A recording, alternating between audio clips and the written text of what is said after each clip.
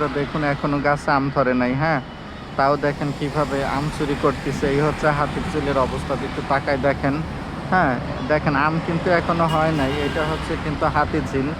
তো এই দেখেন এখানে কিছু মেয়ে, এই দেখেন, হ্যাঁ, আমগুলো কিন্তু অনেক ছোট ছোট, এখনো মোটামুটি বড় হয় নাই। তো দেখেন কিভাবে তারা চুরি করতেছে।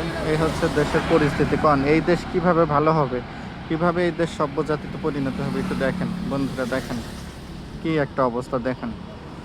এই হচ্ছে পরিস্থিতি বন্ধুরা। এই দেখেন এখন এদের যদি আইনের আওতায় আনা হতো তাহলে হতো উত্তম কাজ। এই দেখেন,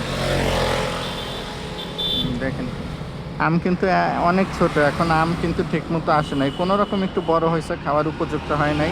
দেখেন লোক সামলাইতে না পেরে আমগুলো এভাবে চুরি করতেছে। হ্যাঁ, এগুলো কিন্তু সরকারের সম্পদ, অর্থাৎ সরকারের সম্পদ হলে কিন্তু জনগণের সম্পদ হয়। অথচ দেখেন কি একটা বিধিখিস্ত অবস্থা। হ্যাঁ, এই হচ্ছে পরিস্থিতি। তো আর কি বলবো এখানে, মানে কি বলবো, এই যে হাতিঝিল এটা মহানগরের সাইডে পড়ছে মূলত।